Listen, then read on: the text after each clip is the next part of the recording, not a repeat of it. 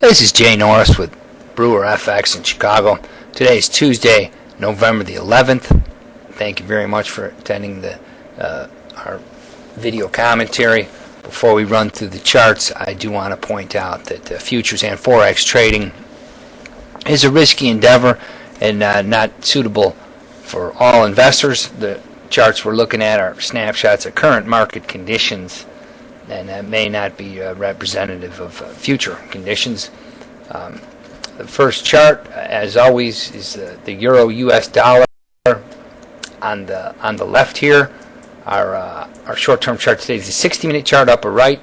Lower right's our intermediate term chart. That's the 240.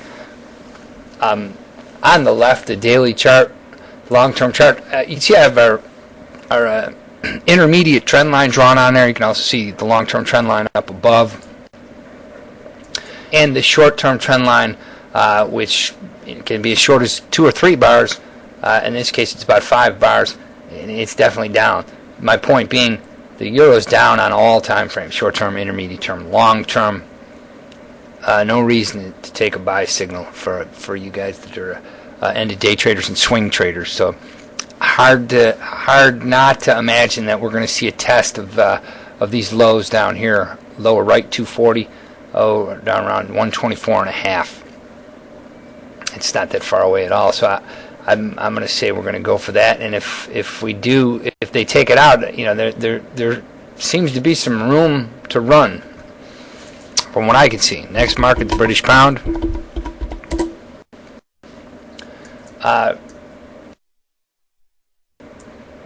British pound pretty weak. British pound nearly got to the October lows. That would be a double bottom, in the unlikely event that holds. That is, but again, the market's lower on all time frames. Going to be tough to turn it around down there. But you never know what the long-term players think and see, and so, you know, we can't rule it out just yet, but I'd be banking on a test of that, certainly, and very likely a move on through it. Moving on along here in the majors, the Australian dollar, different story in the dollar. Australian dollar, that is, the short-term trend arguably sideways. Actually, it's down now over the last couple of days. Short-term trend is now down, but 65 held today. You almost have what could be taken as a head and shoulder bottom here. We'll have to see how that plays out. If I had to guess, I'd say the euro and the pound make lower lows while the Aussie tries to double bottom here at 60 even. But we'll have to see. You know, markets, they can turn around in a hurry. And the Australians telling us something. It looks like it barely retraced 50% of this recovery rally. So, you know, no matter how you cook it, it's stronger than the other ones, and that's saying something too. My good friend the yen coming up here. We saw a little bit of dollar weakness. It's the only pair that you saw dollar weakness in. It looks like the yen, the short-term trend down, secondary trend now, the intermediate term trend arguably sideways. You could say it's higher too, but the yen hasn't retraced.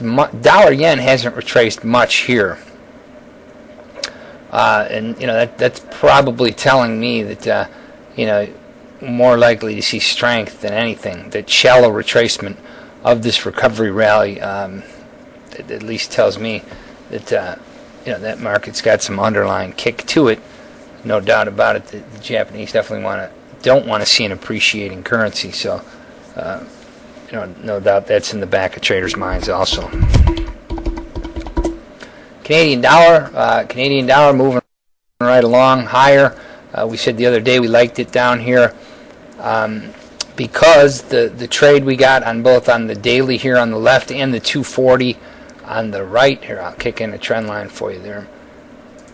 Because we like this, because this was a trend trade, because it was in line with the primary trend on the daily, primary trend on the 240 also. So the buy signal we had here, buy signal we had here, those are trend trades. You gotta like them. Very definitely, we're in a trending environment, and you go with trend trades in a trending environment. Here's the Swiss franc. I left some lines on there from earlier. I did want to point that out to you, though, as long as it's up, the possibility of a rising wedge here. Now, if you get a double bottom in some of the majors, head and shoulder bottom in the Aussie, you could see a rising a wedge here in the Swissy, which a rising wedge on the lower volume can be a bearish pattern as the volume dries up. We'll have to see. As I said, that's a big if, though. For right now, the trend is higher on all time frames there. On the 240 lower right, you actually see we have a breakout in the Aussie. So if the volume picks up now, we'll have to say that's a legitimate breakout to the upside. Clearly, the Swiss franc is the weakest currency here, you see the dollar Swissy making a new high there. Next market, euro yen.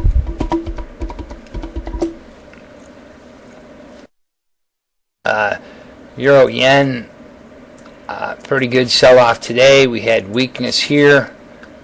It kind of snookered me today. I thought, we were in a sideways market. You had a U.S. holiday. You can't think that way anymore. Regardless of the holiday, these markets move. It broke out of that sideways move, and you had a 200 pip run down.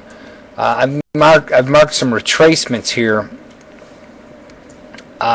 I'm surprised they haven't hit this a little bit harder. You're right. You're consolidating for the moment, right around the 50% retracement. You've got the Gann 5/8 line there, right around the Fibonacci 618 too. We'll see. Have to see if that holds. Again, I'm kind of surprised it didn't retrace more of that. So much for the holiday today, guys. Right? Big movement today. I was thinking we're a long ways away from where the sun used to rise and set on the big clock at the Chicago Board of Trade. No more. It doesn't matter what day it is, what holiday it is, whether the U.S. is open or not. You're seeing big movement in these currencies. Very definitely a different game entirely than what we had just 5 years ago. Next market, pound yen.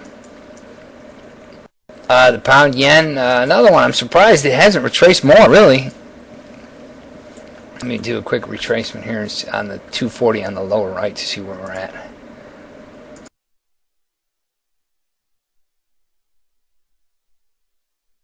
Right between the half and the 5/8 line there.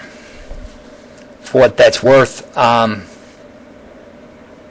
to say. It's hard to say, but I think the trend is down. Going back to the daily chart, short-term trend down, intermediate-term trend down, long-term down. So it's kind of hard to want to step up and buy a dip. There's one market I did want to take a look at. I was saying before that your Swissy is your weakest dollar or your weakest currency right now, and your Aussie seems to be holding up pretty well. So let's look at the Aussie Swiss, given the here, we'll get a bigger look at it here. We'll pull back to a monthly. See, now that we may be onto something here. Look at how cheap that is. How you're seeing historic lows. I mean, that almost looks like a soybean chart to me there, where you can really see the boom bust cycle playing out. And 1, 2, 3, 4, 5. You got 3 up and 2 down there. That's pretty cool. But Aussie Chief here, pretty darn cheap down there.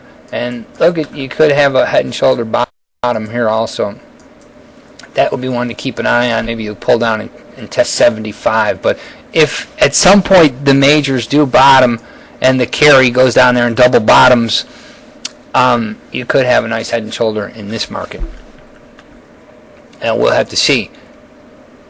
Thank you very much for back here tomorrow. Go ahead. I want you to go ahead and check out our blog. As usual, email me. It's a labor of love answering the emails. You can always give me a call too, but it's probably quicker to get me on the email. Thank you very much, and we'll catch you again tomorrow.